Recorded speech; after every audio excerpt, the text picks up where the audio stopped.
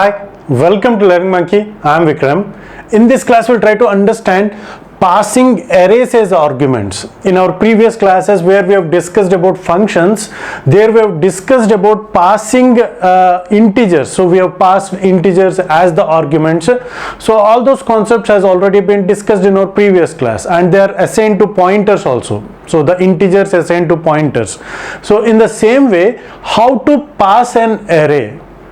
Can array be passed as an argument? If array is passed, so to which element it has to be assigned?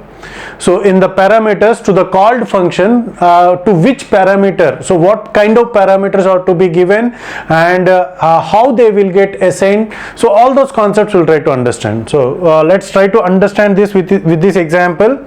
Here we are having an array. Here we are having an array of 5 elements, and the elements are 0, 1, 2, 3, 4, 5. This is how the things has been created. And f of a. So here means function a. Here the argument is a. The array has been passed. Okay, this array has been passed, and this for loop. This for loop is going to iterate for 5 times, and every time it is going to print this statement. So far in our previous classes, we have seen the for loop. Every time we have seen the for loop with open and closed braces. Open and closed braces, and we called it as the body of the for loop. So the point that you have to understand is here there are no open and closed braces, but we are having one statement. So how these for loops will get executed? If we have only the body of the loop is having only one statement, then there is no need to give the open and closed braces. So try to understand this. So if you are giving two statements as the body of this for loop, then only one statement will get executed. After the for loop, the second statement will get executed. So we should not give two statements as the body of the for loop without the braces. Without the braces, if you are trying to give, means it will execute only the next statement below the for loop. Only one statement is considered as the body of the for loop. Okay, try to understand that point. So only this statement will be considered as the body of the for loop. So every time this printf will get executed. So first this function call is made, and there the changes will be done, and after that this for loop will get executed. So here array, address of the array, for example, if the starting of the address of the array is 100 and 104, 108, 112 and 116, if these are the addresses that for which the elements of the arrays has been allocated, so now the address of the array, which means the starting address of the array will be passed as the argument. So there, what are the parameters? See here, the function, the called function. This is the calling function, this is called function. So this a address 100 will get stored in pointer. So here the parameters are, okay, a pointer has been created in this function, int pointer, and this pointer has not been assigned, and this array, the address of a, which is 100, will be passed to this p. Okay, so now this p will get stored with 100. Okay, now this p is pointing to this address. Okay, see here, this p is pointing to this address. So now star p is equal to 6, star p star is equal to 6, p plus 1 whole star means this one whole star. So first this has been updated to 6. P plus 1 means this is where the p plus 1 is 104, and p plus 1 star means the value is going to be 7, so the next one is 8. So all these values will get updated as it is an address passing as a reference. Here the value is passed as a reference. Okay, so try to understand that, referencing the memory location, not the complete array is passed.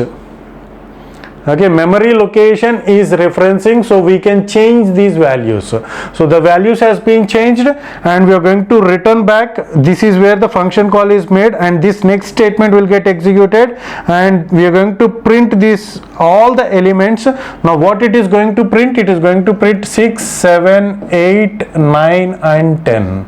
So these values will get printed. Okay, so this is one of the example, and the next example, so passing. So that example is important to understand. Okay, so now here the same array, and here we have taken a plus plus. So what is this a plus plus? Try to understand that. A plus plus, a is equal to a plus 1. So will it happen? Will it work? A is equal to a plus 1. What is the value stored in a? It is 100. 100 is equal to 100. 100 plus 1 will get stored to a. So will it happen? No, it will not happen, because array is a mnemonic. So in the arrays concept we have discussed about this. Array is called as mnemonic. The clear understanding, we'll try to have that concept, the clear understanding of that concept in this video. Okay, so mnemonic means it is not a variable, it is address. It is just address. Wherever we use the name of the array in the program, it is not a variable, it is the address. So what's happening with this statement? A plus plus means a is equal to a plus 1 means 100 is equal to 100 plus 1. So the L value should be a variable.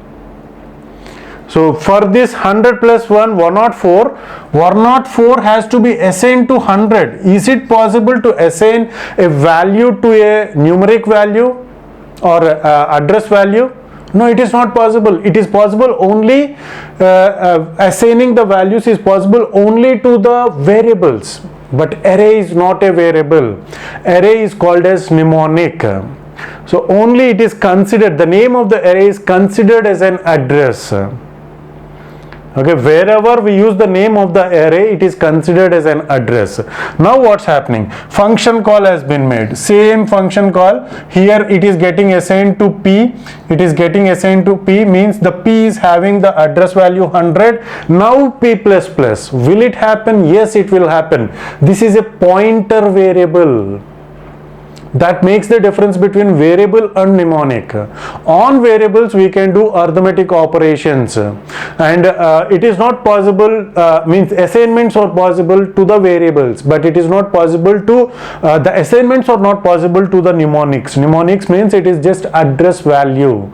Okay, so this is how the things will work. Let's try to execute both the examples and check how the outputs are going to be.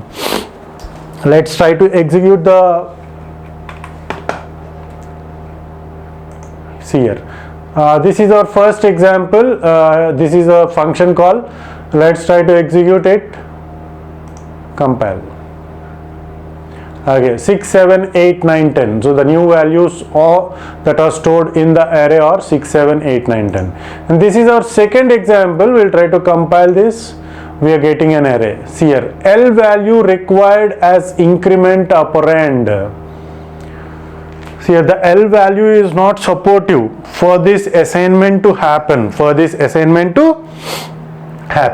Okay, so this is all about passing arrays as an arguments. Hope you got the clarity on this concept. Thanks for watching. If you haven't subscribed to our channel, please subscribe to our channel and press bell icon for the latest updates.